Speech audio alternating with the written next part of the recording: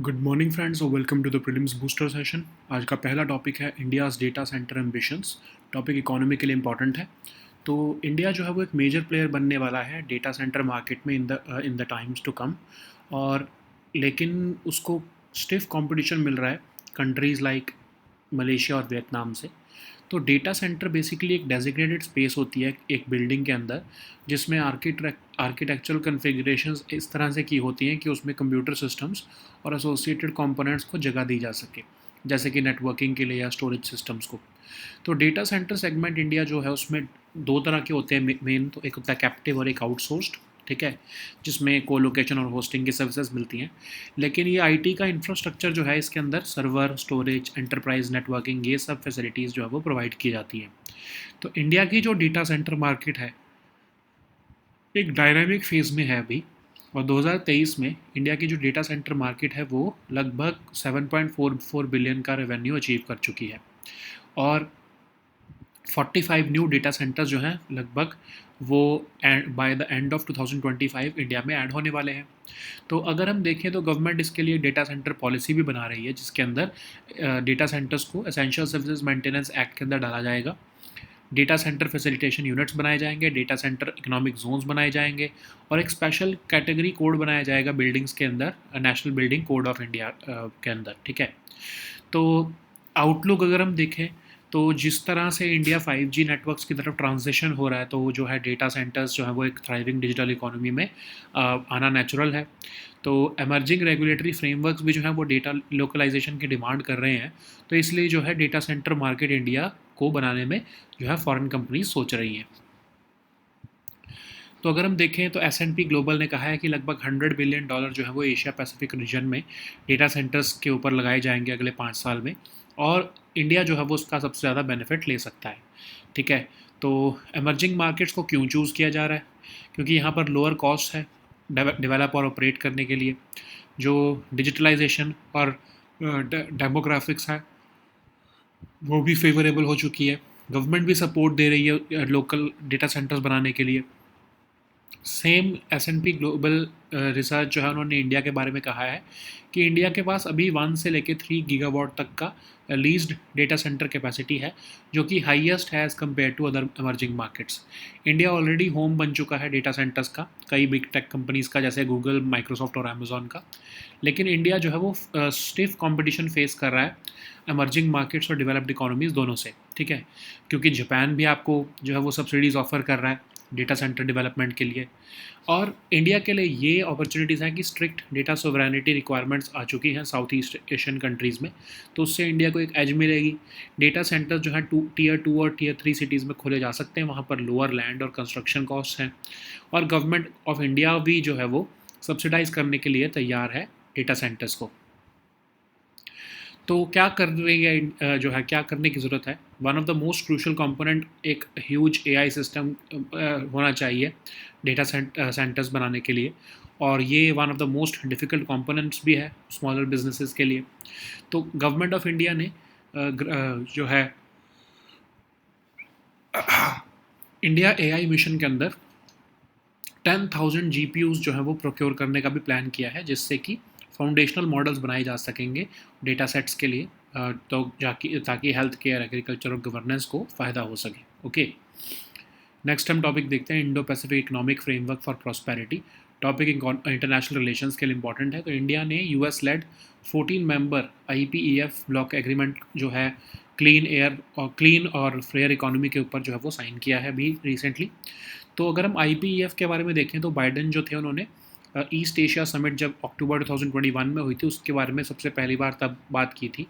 IPEF के अंदर कोई मार्केट एक्सेस कमिटमेंट्स नहीं है, जैसे कि कोई आपको टैरिफ बैरियर लोअर करने हों या कोई एग्रीमेंट नहीं है, ये ट्रेड एग्रीमेंट, ठीक है। इसको 2023 में लॉन्च किया गया था। 4 मॉड्यूल्स हैं इसमें। पहला है फेयर एंड रेजिलिएंट ट्रेड, दूसरा है सप्लाई चेन रेजिलियंस, तीसरा है क्लीन इकोनॉमी और चौथा है फेयर इकोनॉमी। तो कंट्रीज़ को अगर वो कोई भी एक पिलर साइन करते हैं तो उसको अंदर जितने भी कंपोनेंट्स हैं सब उनको साइन करने पड़ेंगे। लेकिन ऐसा हो सकता है कि वो कोई एक पिलर साइन ना करें, जैसे इंडिया ने जो ट्रेड पिलर है, जो फर्स्ट फेयर और रेजिलिएंट ट्रेड पिलर है, वो इंडिया ने साइन नहीं किया है, ठीक है। IPEF के अंदर 14 पार्टनर कंट्रीज़ हैं इंडिया ने 3 पिलर्स इसके अंदर ज्वाइन किए हैं, सप्लाई चेन, क्लीन इकोनॉमी और फेयर इकोनॉमी से रिलेटेड। ओके, ट्रेड पिलर की जो नेगोशिएशंस चल रही हैं उस पर इंडिया सिर्फ ऑब्जर्वर स्टेटस है, इंडिया ने उसको साइन नहीं किया है। ठीक है, तो अगर हम देखें इनिशिएटिव्स आईपीएफ के अंडर, तो सस्टेनेबल और इंक्लूसिव इकोनॉमिक ग्रोथ के बारे में बात कर रहा है, जो है अपस्किलिंग इनिशिएटिव, जो कि सितंबर 2022 में लॉन्च किया गया है। इसमें विमेन और गर्ल्स को एम्पावर किया जा रहा है, डिजिटल स्किल्स उनके बढ़ाकर। फिर क्रिटिकल मिनरल डायलॉग है इसमें, जो कि कॉम्प्रिहेंसिव मैपिंग करेगा मिनरल रिसोर्सेज की। ठीक है, स्ट्रेंथन करेगा क्रिटिकल मिनरल सप्लाई चेन को। फिर एक टेक काउंसिल का जो है वो पिलर है, जिसकी इनिशिएटिव है, जो की टेक्नोलॉजीज़ जो हैं उसके ऊपर कोऑर्डिनेट और कॉपरेट करेगा आईपीएफ पार्टनर्स के साथ। ठीक है, जिसके अंदर साइबर सिक्योरिटी, अंडर सी केबल्स, आर्टिफिशियल इंटेलिजेंस आता है। फिर कोऑपरेटिव वर्क प्रोग्राम भी है, जिसके अंदर objectives of clean economy agreement जो है वो एडवांस किए जाएंगे। अब इंडिया जो है उन्होंने साइन किया है क्लीन फेयर इकोनॉमी एग्रीमेंट, जो आईपीएफ के अंडर, जो कि first of its kind agreement है, जो कि फोकस्ड है क्लीन इकोनॉमी, फेयर इकोनॉमी के ऊपर। एग्रीमेंट जो क्लीन इकोनॉमी पर है वो फॉस्टर कर रहा है कॉपरेशन इन क्लीन एनर्जी और क्लाइमेट टेक्नोलॉजीज़, ताकि एक्सेलरेट हो सके एनर्जी सिक्योरिटी, क्लाइमेट रेजिलियंस और greenhouse gas emission reduction. Goal जो है वो अचीव किए जाएंगे थ्रू जॉइंट इनिशिएटिव्स। ठीक है, एग्रीमेंट जो है वो क्रिएट करेगा एक मोर ट्रांसपेरेंट और प्रेडिक्टेबल ट्रेड और इन्वेस्टमेंट इन्वायरमेंट, जो by enhancing anti corruption efforts. ठीक है, जिसके अंदर आपका ब्राइबरी को प्रिवेंट करना, टैक्स ट्रांसपेरेंसी लेके आना, ये सब आता है। आईपीएफ इस्टेब्लिश कर रहा है एक high level ministerial oversight also, जो कि implementation of various IPF agreements की जो है वो देख को गाइड करेगा। ठीक है, नेक्स्ट हम टॉपिक देखते हैं लेबनान। ये टॉपिक आपके इंटरनेशनल रिलेशंस के लिए इंपॉर्टेंट है। तो UN security council recently meet की है, क्योंकि इसराइल ने स्ट्राइक शुरू कर दी है लेबनीज़ कैपिटल और लेबनान के ऊपर। तो लेबनान क्या है, ये ईस्टर्न शोर पर पड़ता है मेडिटेरेनियन सी के, वेस्टर्न एशिया में। बैरूत इसकी कैपिटल है और पार्ट ऑफ फर्टाइल क्रिसेंट है ये, इसको क्रेडल ऑफ सिविलाइजेशन भी कहते हैं। और बिबलस, जो कि ओल्डेस्ट कॉन्टिन्यूसली इनहेबिटेड सिटी है वर्ल्ड की, वो सिर्फ 30 kilometre north of modern Beirut से दूर है। लगभग 400 साल तक लेबनान जो है वो ओटोमन एम्पायर का पार्ट था। ओटोमन एम्पायर के बाद ये फ्रेंच का द्वारा रूल होने लगे और 1943 में इनको इंडिपेंडेंस मिली। तो नैरो स्ट्रिप ऑफ टेरिटरी है ये, one of the world smaller sovereign states है। वैली जो है ये, और इसको लिटानी रिवर से जो है वो, जो ओनली रिवर है लेबनान की, वहाँ से इसको पानी मिलता है। और लेबनान जो है वहाँ का अगर हम पोलिटिकल स्ट्रक्चर देखें तो वो यूनिटरी मल्टी पार्टी रिपब्लिक है, जहाँ पर पार्लियामेंट्री सिस्टम ऑफ गवर्नमेंट है। अरेबिक, फ्रेंच, इंग्लिश और आर्मेनियन यहाँ की लैंग्वेजेस हैं। सर्विसेज यहाँ पर जो हैं इकोनॉमी में, वो है बैंकिंग और टूरिज्म, जो सबसे ज़्यादा इकोनॉमिक एक्टिविटीज़ जनरेट करती है। ओके, नेक्स्ट हम टॉपिक देखते हैं quad cancer moon initiative. Topic आपके सोशल इश्यूज़ के लिए इंपॉर्टेंट है। तो क्वाड ग्रुपिंग ने, और इंटरनेशनल रिलेशंस के लिए भी इंपॉर्टेंट है, तो क्वाड ग्रुपिंग ने एक ground breaking cancer initiative launch किया है, Quad cancer moon shot initiative. तो ये मून शॉट इनिशिएटिव जो है वो लॉन्च किया है क्वाड कंट्रीज़ द्वारा, ताकि प्रिवेंट, डिटेक्ट, ट्रीट और एलिविएट किया जा सके impact of cancer on patients, on their families. तो ये फोकस करेगा शुरू में सर्विकल कैंसर की स्क्रीनिंग पर, और जो एचपीवी होता है उससे, उसके अगेंस्ट ये वैक्सीनेशंस देने का काम करेगा। इंडिया ने इसमें टेक्निकल असिस्टेंस ऑफर की है इंटरेस्टेड कंट्रीज़ को कैंसर स्क्रीनिंग केयर कॉन्टिन्यूम के लिए $10 मिलियन की कंट्रीब्यूशन के साथ। ठीक है, इंडिया ने कमिट किया है कि वो एचपीवी सैम्पलिंग किट्स देगा, डिटेक्शन टूल्स देगा, सर्विकल कैंसर वैक्सीन्स देगा लगभग $7.5 मिलियन की इंडो पैसिफिक रीजन में, और सपोर्ट प्रोवाइड करेगा रेडियोथेरेपी ट्रीटमेंट और कैपेसिटी बिल्डिंग से रिलेटेड भी। ठीक है, धीरे धीरे इस इनिशिएटिव को बाकी फॉर्म्स ऑफ कैंसर में भी जो है वो एक्सटेंड किया जाएगा। नेक्स्ट हम टॉपिक देखते हैं हिल्सा फिश। टॉपिक इन्वायरमेंट के लिए इंपॉर्टेंट है, तो इकोनॉमी के लिए भी इंपॉर्टेंट है। तो बांग्लादेश की इंटरिम गवर्नमेंट ने प्लान किया है कि वो 3000 टन हिल्सा फिश जो है वो इंडिया को जो है वो एक्सपोर्ट करेंगे। हिल्सा फिश को इलिश भी कहते हैं। ये एक्सेप्शनल पोजीशन होल्ड करती है क्यूलिनरी कस्टम्स और सोशल प्रैक्टिसेस ऑफ बंगाल में। रिवर्स और एस्टरीज जो बांग्लादेश, इंडिया, पाकिस्तान और म्यांमार की जो हैं वहाँ पर ये पाई जाती हैं। एक सॉल्ट वाटर फिश है और 3 मेजर रिवर सिस्टम्स में ब्रीडिंग करती है, इंडो गंजेटिक और ब्रह्मपुत्रा रिवर नेटवर्क की, गंगा, ब्रह्मपुत्रा और मेघना में। नेशनल फ़िश है ये बांग्लादेश की, और इसका कंजर्वेशन स्टेटस लीस्ट कंसर्न का है। नेक्स्ट हम टॉपिक देखते हैं Goa maritime symposium 2024। Topic security के लिए इंपॉर्टेंट है। तो इंडियन नेवी जो है वो 5th edition of Goa maritime symposium जो है वो होस्ट कर रही है नेवल वॉर कॉलेज गोवा में। तो कोलैबोरेटिव थिंकिंग फॉस्टर करने के लिए इंडिया और की मैरीटाइम कंट्रीज़ के बीच में इंडियन ओशन रीजन की इसको होस्ट किया जाता है। तो 12 इंडियन ओशन लिटोरल कंट्रीज़ इसमें पार्टिसिपेट कर रही हैं। तो गोवा मैरीटाइम सिंपोजियम 2016 से किया जा रहा है इंडियन नेवी द्वारा, और ये 2 साल में एक बार किया जाता है नेवल वॉर कॉलेज गोवा द्वारा। ठीक है, नेक्स्ट हम टॉपिक देखते हैं प्रोजेक्ट 200। ये टॉपिक आपके साइंस एंड टेक के लिए इंपॉर्टेंट है। तो बेंगलुरु बेस्ड एक स्पेस स्टार्टअप है बेलाट्रिक्स एरोस्पेस, जिन्होंने रिसेंटली प्रोजेक्ट 200 अनवेल किया है। ये एक इनोवेटिव सैटेलाइट है अल्ट्रा लो अर्थ ऑर्बिट में ऑपरेट करने के लिए 180 से लेके 250 किलोमीटर के बीच में। तो सैटेलाइट की ये कहा जाता है कि सैटेलाइट की कैपेबिलिटीज़ काफ़ी इंप्रूव हो जाती हैं अगर वो 200 किलोमीटर के ऑर्बिट पे ऑपरेट करे, लेकिन लिमिटेशंस होती हैं प्रोपल्शन टेक्नोलॉजी की, जो कि प्रिवेंट करती है सैटेलाइट्स को कि वो इस ऑर्बिट में ऑपरेट सही से नहीं कर पाती। लेकिन प्रोजेक्ट 200 जो है वो इसी चैलेंज को डिमॉन्स्ट्रेट कर रहा है कि वो एक अनकन्वेंशनल सैटेलाइट जो है वो डेवलप की है स्टार्टअप ने इनोवेशन प्रोपल्शन सिस्टम के साथ, जो कि 200 किलोमीटर पर ही जो है वो ऑर्बिट करेगी। और इससे जो है सैटेलाइट की कैपेबिलिटी इंप्रूव हो जाती है काफ़ी ज़्यादा, क्योंकि कम्युनिकेशन की जो लेटेंसी है वो कम से कम हाफ में रिड्यूस हो जाती है, और इमेज रेजोल्यूशन जो है वो 3 टाइम्स इंप्रूव हो जाती है अगर यहाँ पर ऑपरेट करें। तो कॉस्ट ऑफ द सैटेलाइट भी बहुत कम पड़ती है। ओके, नेक्स्ट हम टॉपिक देखते हैं पश्मीना शॉल। टॉपिक आपके आर्ट एंड कल्चर के लिए इंपॉर्टेंट है। तो पीएम मोदी ने रिसेंटली एक जो है Delhi Delaware silver train model US president को गिफ्ट किया है, और एक पश्मीना शॉल फर्स्ट लेडी को गिफ्ट की है।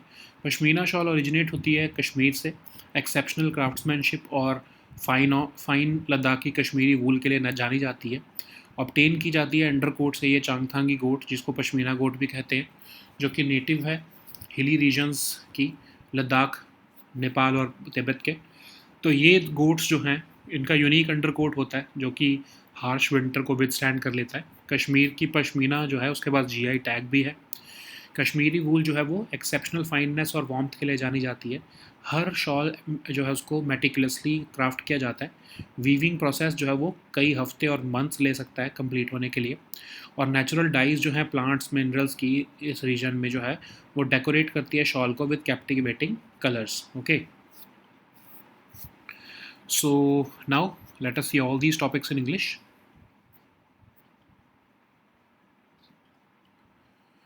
So the first topic is India's data center ambitions. This topic is important for your economy section. So given the sector's expansion in emerging economies, India may become a major player in the data center market in the years to come, but it is still facing stiff competition from countries like Malaysia and Vietnam. So basically a data center is a designated space within a building or a set of architectural configurations which are meant to accommodate computer systems and their associated components like networking and storage systems.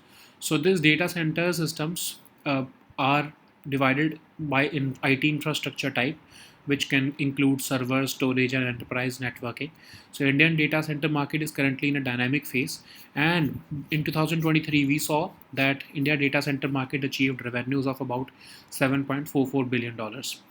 Okay, with the network infrastructure emerging as the dominant segment, and 45 new data centers with a combined capacity of 13 million square feet and 1015 megawatt of capacity are scheduled to be developed by the end of 2025.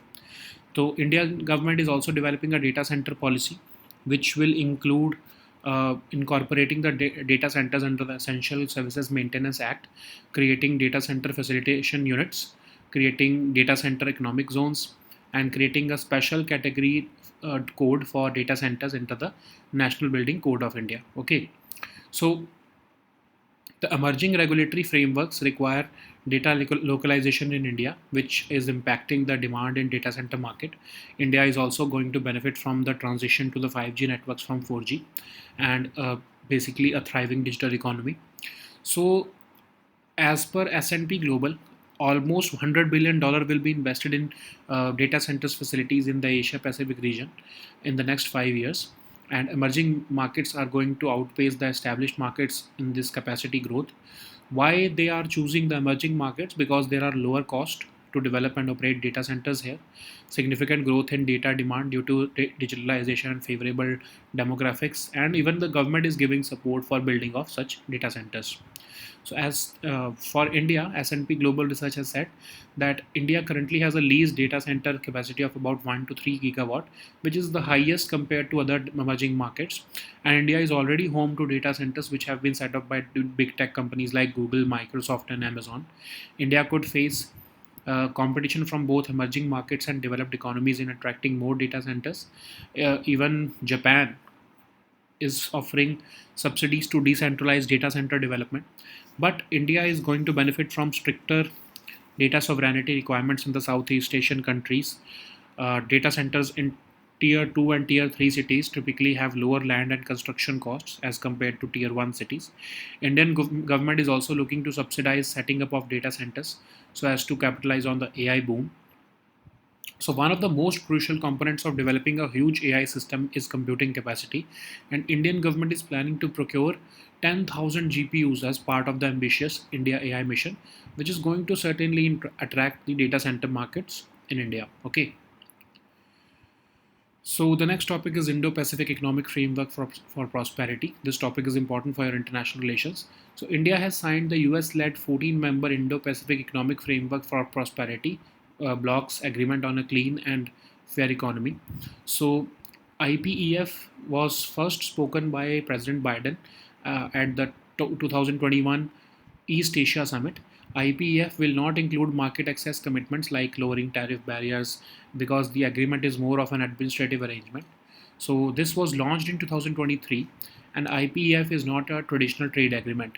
It includes different pillars or four pillars like the fair and resilient trade, supply chain resilience, clean economy, and fair economy. So, India has not signed the first pillar. So, a country which wants to join the IPEF has to sign up all the components within a pillar, but it can choose to not participate in any pillar. Okay, so IPEF has 14 member countries. India has joined the three pillars, but it has not joined the first pillar, that is the fair and resilient trade pillar. India is only enjoying an observer status in the trade pillar negotiations, and we will be deciding later on if we want to join it or not. Okay. So, what are some initiatives under the IPEF?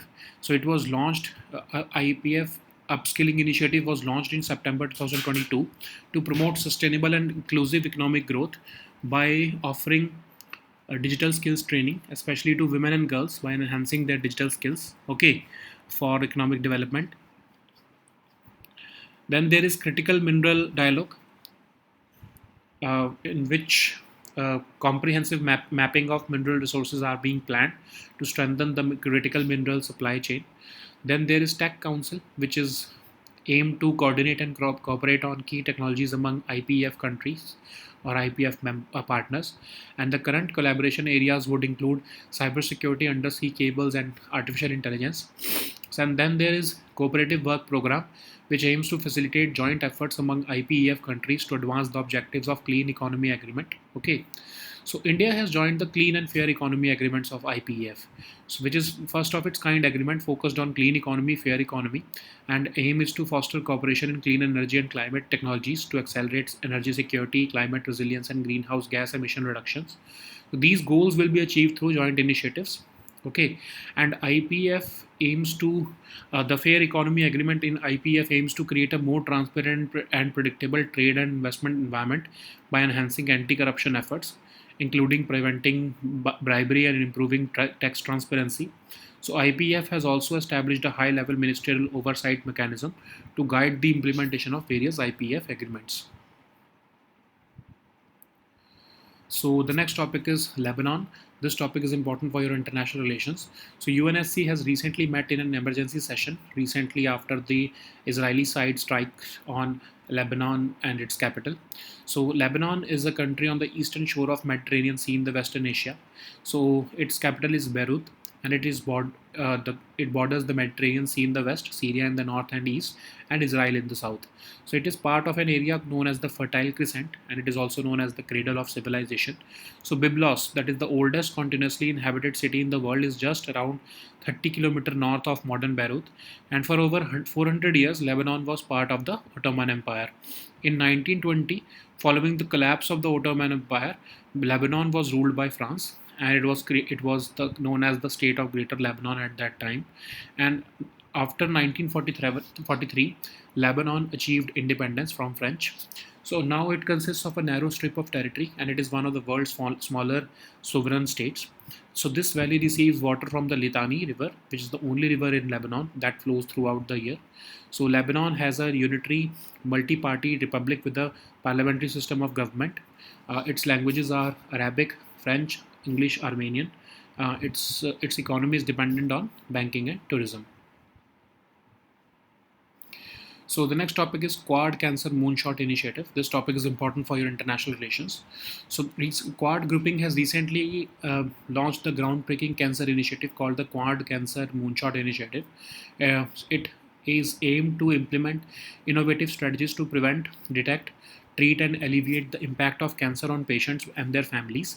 So it will focus on expanding cervical cancer screening at first and increasing vaccinations against the HPV. India will be offering the technical assistance to interested countries of the Indo-Pacific region for cancer screening, care and continuum through its $10 million contribution to WHO's global initiative on digital health. So India has also committed to provide HPV sampling kits, detection tools and cervical cancer vaccines worth $7.5 million to the Indo-Pacific region. India will be providing support for radiotherapy treatment and capacity building for cancer prevention in the Indo-Pacific as well. Okay. So the next topic is Hilsa fish. This topic is important for your environment section. So Bangladesh's interim government has announced plans to export 3,000 tons of Hilsa fish into India for Durga Puja. So Hilsa fish is also called Ilish, and it holds an exceptional position in culinary customs and social practices of Bengal. It is found in rivers and estuaries of Bangladesh, India, Pakistan and Myanmar, and also the Persian Gulf area. So it's a saltwater fish, and it is Hilsa Hilsa is into breeding migration in three major river systems of Indo-Gangetic and Brahmaputra river network, that is Ganga, Brahmaputra and Meghna. So it is also the national fish of Bangladesh, and its conservation status is of least concern. So the next topic is Goa Maritime Symposium 2024. This topic is important for your security section. So Indian Navy is hosting the 5th edition of the Goa Maritime Symposium at Naval War College, Goa. It is a forum for fostering collaborative thinking, cooperation and mutual understanding between India and key maritime nations of the Indian Ocean region. So this time about 12 Indian Ocean littoral countries are participating in it, and this idea was conceptualized and instituted by the Indian Navy in 2016, and this symposium is conducted biannually by the Naval War College of Goa. So the next topic is Project 200. This topic is important for your science and tech section. So Bengaluru-based startup Bellatrix Aerospace has recently unveiled Project 200, and it is an innovative satellite which is designed to operate an ultra low Earth orbit, that is between 180 to 250 kilometers. So it is known that a satellite's capabilities improve significantly at 200 kilometers, but there are limitations on propulsion technology which prevent satellite from operating in this orbit. So Project 200 is that particular technology demonstration which qualifies a new unconventional satellite powered by an innovative propulsion system to hover around 200 kilometer above Earth. Okay, so according to Bellatrix, the satellite's capability at 200 kilometer would improve significantly since the communication latency is reduced by half and the image resolution is improved by 3 times. The cost of the satellite is also less when compared to spacecrafts which are placed in 450 kilometer orbits. So the next topic is Pashmina shawl. This topic is important for your art and culture section.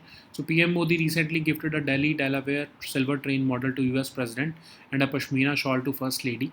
So Pashmina shawl originates from Kashmir, and these shawls are known for their exceptional craftsmanship and the use of fine Ladakhi Kashmiri wool. So this Kashmiri wool is obtained from the undercoat of Changthangi goat, which is also known as Pashmina goat, and it is native to the high altitudes of Himalaya in the regions like Ladakh, Nepal, and Tibet. So these goats develop a unique undercoat to withstand the harsh winters. Kashmir's Pashmina also enjoys a GI certification or GI tag. Kashmiri wool is known for its exceptional fineness and warmth, and each shawl is meticulously crafted. The weaving process takes about weeks or even months, and natural dyes from plants and minerals in the region are used to decorate the shawl with captivating colors. Okay, so these were our topics for today. We'll meet next time with new topics. Until then, goodbye and take care.